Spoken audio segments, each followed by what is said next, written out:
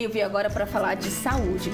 É inevitável, gente, todo mundo tem ou vai ter um problema aí na coluna, seja cervical ou lombar, né? É inevitável, a gente vai passar por isso um dia. Por isso, o Dr. Carlos Scardovelli está aqui hoje para falar com a gente sobre o assunto, né, doutor? É um assunto aqui que o pessoal já está sentindo. Boa tarde. Boa tarde, seja bem-vindo. Eu já quero começar perguntando o seguinte, quando a gente fala de coluna, doutor, explica pra gente aí, é cervical, lombar, como que a gente pode entender? Então, nós temos 32 vértebras, né? Olha. Dividido aqui na parte cervical, 7 vértebras, a coluna torácica, a coluna lombar, 5 vértebras, a região sacral e a região coxígea. Seria esse como aqui? está aí, né? Essa é uma divisão anatômica. As regiões onde mais compromete a coluna, onde tem mais mobilidade. Então, região cervical e a região lombar, por exemplo, hérnias de disco, principalmente C5, C6, C6, C7, que são a junção dessas vértebras, são cervicais, e a região lombar, L4, L5, L5, S1, são regiões onde há uma maior sobrecarga e aonde mais degenera, né? Então, os problemas principais, quase 80% dos problemas estão nessas vértebras, nessa região. Né? Então, há uma sobrecarga, uma alteração estrutural, as pessoas sedentárias ou que fazem muita atividade física acabam lesionando, né? Principalmente atividade física de impacto, né? Jogar vôlei, algumas atividades que a gente vê que acontecem mais problemas. Então, assim, é qualidade de vida, mas com uma boa estrutura, com uma condição boa de vida para manter a musculatura estruturada, né, forte. A gente ganha muita barriguinha, né? E a barriguinha, essa musculatura é que protege a coluna, né? Principalmente a coluna lombar, nós estamos falando aqui. Esse daí que o senhor está na mão. Isso aqui é essa região lombar. Ah, entendi, que faz a voltinha ali, né? Exatamente, aqui é a região sacral, o cóccix e a região lombar. Então, a maior parte das hérnias acontece nessa região. Olha, né? L4, então cada esse L5, vermelhinho é uma L5, hérnia. S1.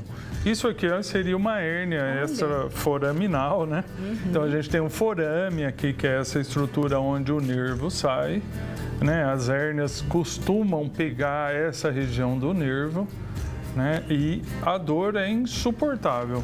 Olha. Lógico que a gente tem que sempre diferenciar se a pessoa tem uma lesão neurológica ou se é um quadro doloroso apenas. Então, o que é lesão neurológica? Ah, meu pé está caído, eu sinto formigação na perna, meu xixi eu não controlo. Então, são lesões neurológicas. Isso é uma urgência, isso você tem que operar quase que sempre. Alterações de dor. Lógico, você vai tentar de toda forma dar o melhor tratamento para essa pessoa e tentar evitar a cirurgia, né? A não ser que a dor torne-se incapacitante, comece a aparecer lesões neurológicas, aí você tem que indicar uma cirurgia. Perfeito. A função da cirurgia não é resolver todos os problemas, mas a cirurgia, ela melhora a qualidade de vida da pessoa. Muitas pessoas vão para a cirurgia dizendo, tudo se resolve com a cirurgia. Não é assim. Vai ajudar. Exatamente. E há uma grande evolução nesses procedimentos cirúrgicos, né? Antes, você fazia uma cirurgia e ficava 3 meses na cama lá, sem poder se mexer. Hoje em dia você opera, às vezes também, coloca parafuso, tira a hérnia, às vezes manda o paciente embora no outro dia, às vezes fica 2 dias internados, mas já está andando no segundo dia. Que interessante. Então, houve uma grande evolução, as técnicas cirúrgicas são muitas. Então, você tem a microcirurgia, você tem a cirurgia aberta, você tem a endoscópica, né? Olha. Percutânea ou endoscópica, transforaminal, que a gente fala, está nos termos aqui, mas que vai com aquela televisãozinha que você vai tirando o disco. Então, são todas técnicas que podem ser usadas. Qual é a melhor? os resultados ainda não mostram qual técnica é melhor. Todas elas são compatíveis, com um resultado muito semelhante. Por isso que se usam várias técnicas, senão a gente, como cirurgião, estaria usando a técnica que tem um resultado melhor. Sim. Mas elas são compatíveis, quase todas, no segmento mostram a mesma evolução. E cada caso é um caso, né? O paciente chega lá, vai ser avaliado, enfim. É muito importante frisar isso também, né? Que às vezes o que foi bom para fulano, né? Não é bom para mim, né, doutor? Tem que ter avaliação. O que determina o resultado cirúrgico é uma boa indicação cirúrgica. Então você tem que ver o paciente, tem que ver o que está acontecendo estruturalmente na coluna desse paciente para poder indicar o melhor tratamento.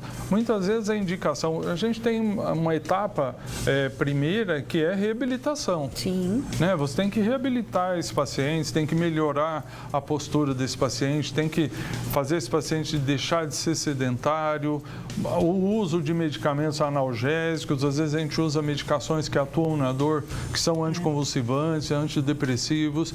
Aí vem uma segunda parte, que quando você não consegue resolver a dor, aí você parte para bloqueios. Né? Você faz anestésicos em determinadas regiões da coluna e esses anestésicos vão permitir que o paciente volte a uma vida próxima do normal e se exercite e faça a reabilitação de maneira adequada. Entendi. Quando isso falha, você pode também queimar os nervos, você pode estimular a medula. Existem hoje inúmeras técnicas que você pode, de certa forma, modular essa dor. E conviver, né? Conseguir conviver, porque dói, gente, dói. Tava até falando nos bastidores que eu tenho o cóccix trincado, que até foi aqui nesse estúdio, tropecei aqui uma vez. Então, e quando a gente trava aí da coluna, quando dói, dói mesmo, doutor. E até falando nisso, essa questão também de que o brasileiro sempre vai deixando tudo pra última hora.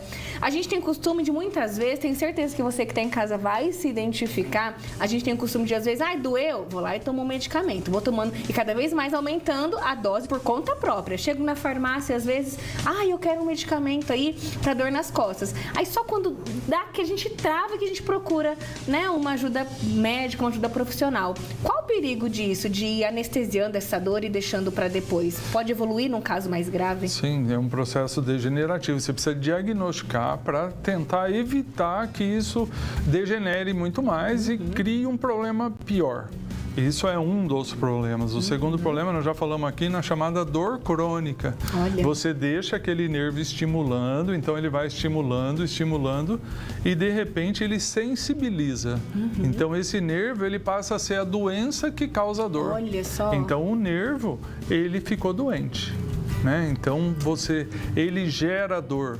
Então aí você, eu fiquei nervosa, minha dor piorou. Entendi. Eu contraio, minha dor piora.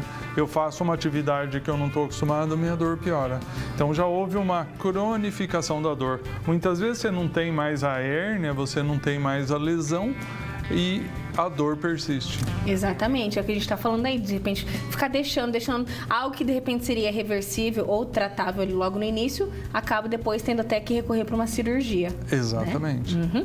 Então, olha, o nosso bate-papo está só começando, já tem muitas perguntas chegando, eu sei que você está se identificando com o tema de hoje, né? Então, você tem uma dor aí lombar, uma dor cervical, quer participar aqui com a gente, aproveita o intervalo, manda aqui a sua pergunta, a gente já volta em 2 minutinhos.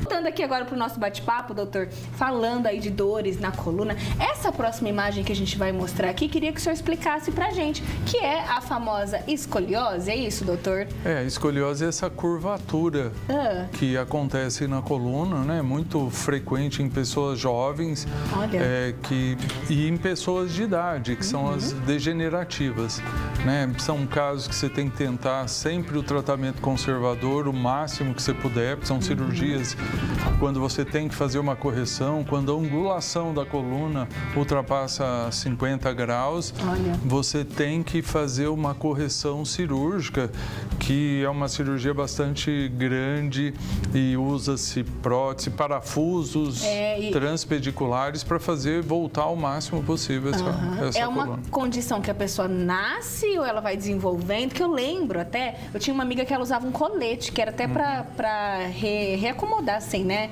Tentar ajustar. Então, é algo que a pessoa vai desenvolvendo ou ela já nasce? Exatamente. Tem essa que acontece em pessoas jovens, que é uma deformidade que tem características até genéticas que influenciam na evolução do quadro. Né? Então, você tem alguns casos que evoluem muito. Geralmente, essa curvatura tende a aumentar até uma determinada idade, 16, 18 anos, e depois tende a se estabilizar.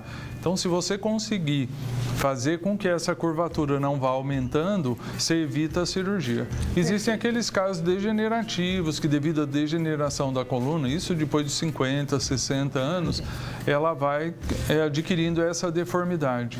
Muitas vezes se o paciente tem muita dor, que comprime a inervação, aí você tem que ir lá e operar esse paciente. Entendi. Realmente, acho que é algo que deve ser bem comum que o pessoal se identifica, que chegaram várias perguntas justamente sobre a escoliose. Agora, a próxima imagem, que eu acho que esse é universal, né? Todo mundo já falou, ai, meu nervo aqui, ai, tô com uma dor no ciático.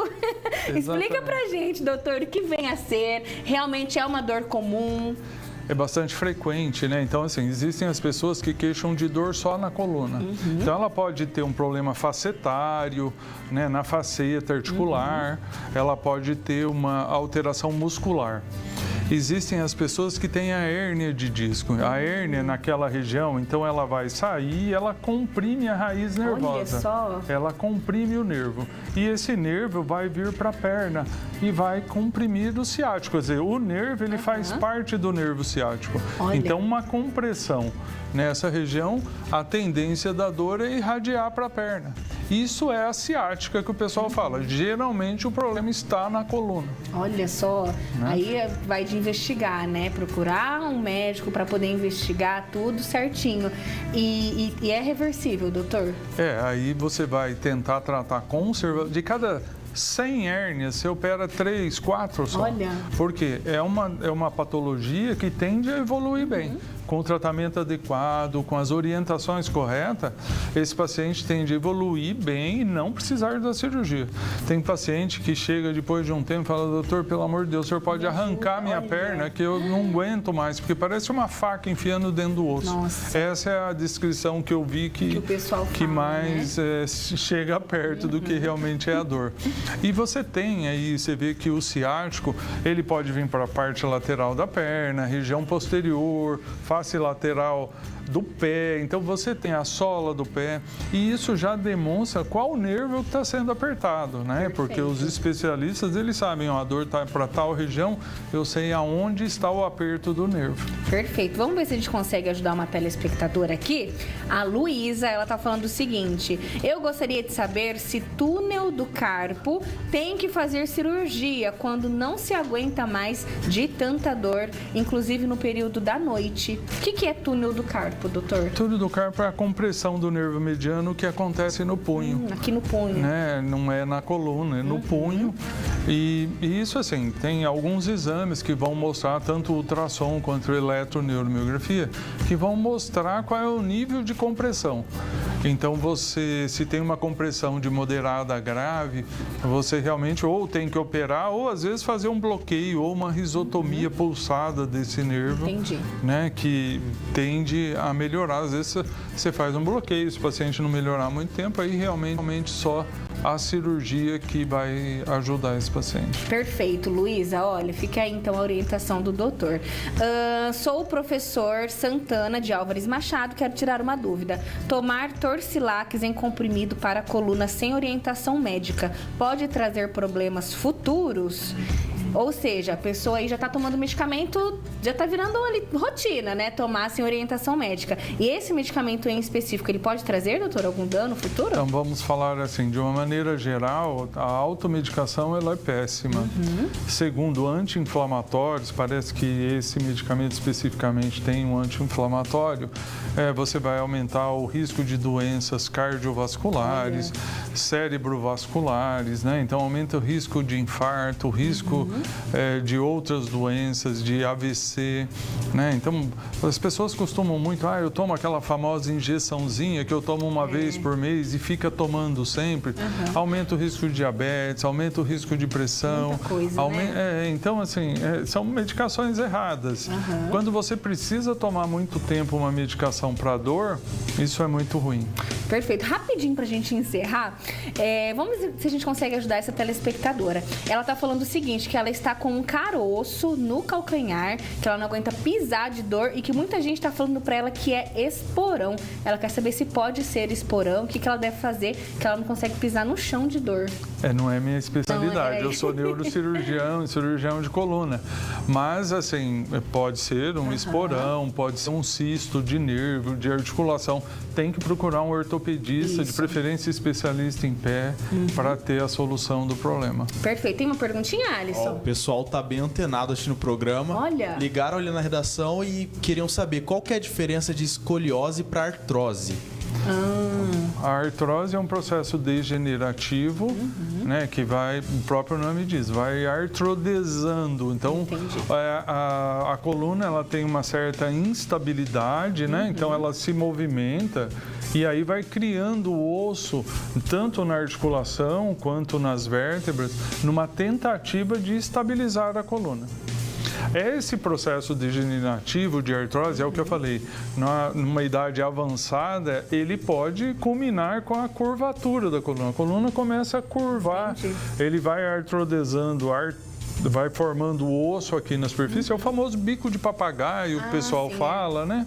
Então, isso é uma artrose da coluna. Olha. A escoliose, ela pode vir de um processo degenerativo e pode vir desse processo que eu falei, que envolve a genética, né, que acomete jovens, que muitos precisam acabar artrodesando a coluna. Aí você faz uma artrodese cirúrgica para parar esse processo da coluna curvar, porque se ela curva muito, a pessoa não consegue respirar, um dos pulmões pode ficar afetado, e aí é uma indicação cirúrgica, dor excessiva, né, a curvatura e até a estética, né? Porque... É verdade, o quão grave é, e mais uma vez a gente frisa, né? O quão importante é buscar também um especialista, né, doutor? Sem dúvida, né? Porque muitas pessoas, a gente vê que a gente precisa melhorar a qualidade de vida das pessoas quando tem um problema de coluna. Muitos deixam de se exercitar, o que é o mais errado de tudo, né? Então, é lógico, você tem que avaliar e ver se essa pessoa realmente pode fazer exercício, quais são os exercícios melhores para essa pessoa fazer. É verdade. Bom, daria pra gente ficar o resto da tarde falando, muitas perguntinhas chegando, mas nosso tempo chegou ao fim, doutor. Muito obrigada pela aula que o senhor deu aqui pra gente.